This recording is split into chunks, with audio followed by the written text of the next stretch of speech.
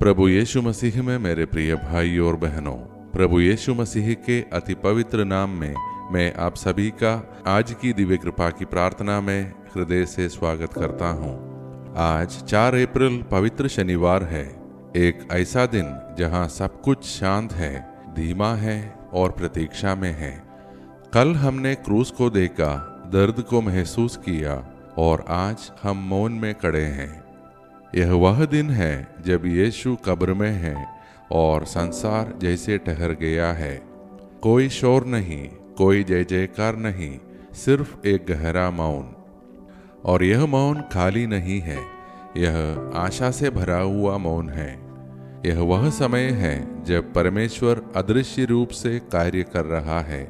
और कई बार हमारा जीवन भी ऐसा ही होता है, जब सब कुछ रुक जाता है, जब प्रार्थनाओं का उत्तर नहीं मिलता, जब लगता है कि प्रभु चुप है। पर याद रखिए, मौन का अर्थ अनुपस्थिति नहीं है, मौन का अर्थ है प्रभु कार्य कर रहा है। आइए अब हम हमारा आज का मनन का वचन ध्यानपूर्वक सुने, जो लिया गया है रोमियों के नाम संत पौलुस का पत्र से, अध्याय 6 पद संख्या 3 से 11। हम जो मसीह यीशु में बपतिस्मा लिए गए, उसकी मृत्यु में बपतिस्मा लिए गए। हम उसके साथ मृत्यु में गाड़े गए, ताकि जैसे मसीह मरे हुओं में से जी उठा, वैसे ही हम भी नए जीवन में चले। यदि हम उसकी मृत्यु में सहभागी हुए हैं, तो उसके पुनरुत्थान में भी सहभागी होंगे। अब हम पाप के लिए मर चुके हैं और मसीह में जीवित है। मेरे प्रिय भाई और बहनों, आज का यह वचन हमें एक गहरा रहस्य बताता है। मृत्यु अंत नहीं है, यह परिवर्तन है। यीशु कब्र में है, पर कहानी समाप्त नहीं हुई है। कुछ होने वाला है, कुछ नया जन्म लेने वाला है। और यही हमारे जीवन में भी होता है। जब हम किसी कठिन समय से गुजरते हैं, जब सब कुछ अंधकारमय लगता है, तो हम सोचते हैं सब खत्म हो गया। परंतु परमेश्वर कहता है, नहीं, यह अंत नहीं है, यह एक नई शुरुआत है। हम उसके साथ गाड़े गए। इसका अर्थ है हम अपने पुराने जीवन को छोड़ते हैं, अपनी गलतियां, अपने पाप, अपनी पुरानी आदतें, और फिर हम एक नए जीवन में प्रवेश करते हैं। होली सैटरडे हमें सिखाता है कि हमें प्रतीक्षा करनी है, विश्वास के साथ, धैर्य के साथ, क्योंकि जो प्रभु कब्र में है वह जल्द ही जी उठेगा।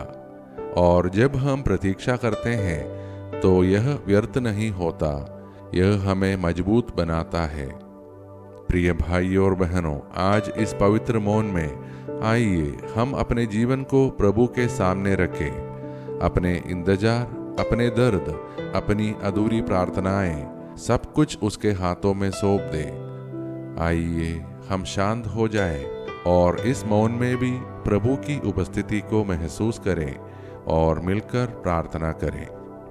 हे प्रेममय और करुणामय परमेश्वर, आज इस पवित्र शनिवार के मौन में हम तेरे सामने आते हैं। हे प्रभु, जब हम नहीं समझ पाते, जब हम प्रतीक्षा में होते हैं, जब सब कुछ शांत लगता है, तब भी हमें विश्वास देना कि तू कार्य कर रहा है। हे प्रभु, हम अपने परिवारों को तेरे हाथों में सौंपते हैं। हर घर को प्रेम, शांति और एकता से भर दे। हमें एक दूसरे के साथ सुकून और खुशी से रहने की कृपा दे।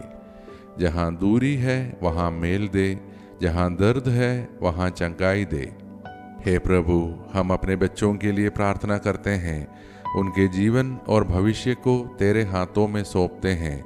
जहाँ भी वे जाए, तेरे स्वर्गदूत उनकी रक्षा करें। उन्हें हर बुराई से बचा और उन्हें सही मार्ग पर चलने की कृपा दे।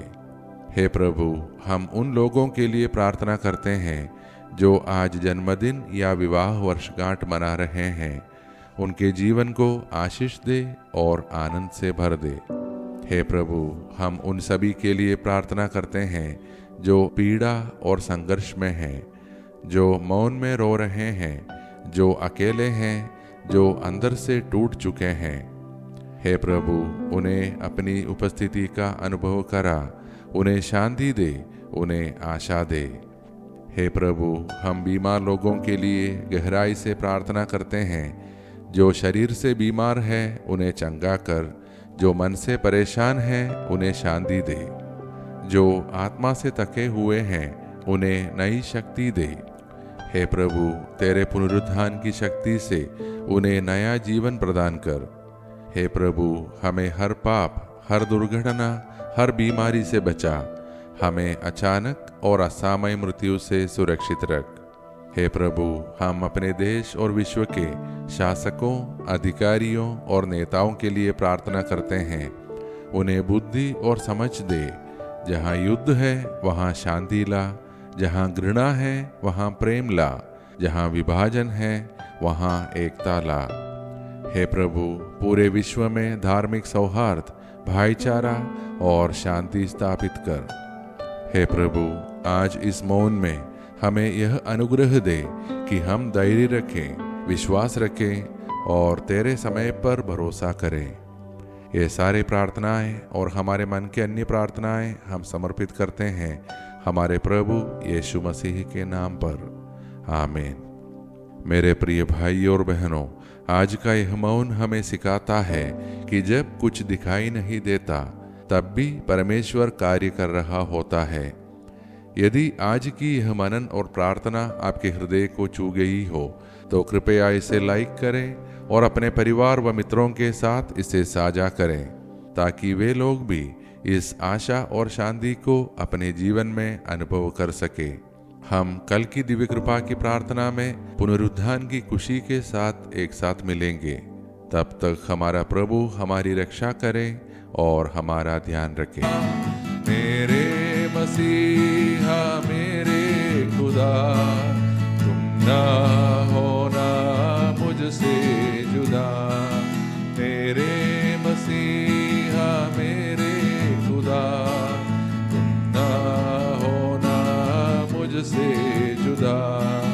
माफ करना तू मेरे गुनाह, अब ना होगी मुझसे कदा। मेरे मसीहा, मेरे खुदा।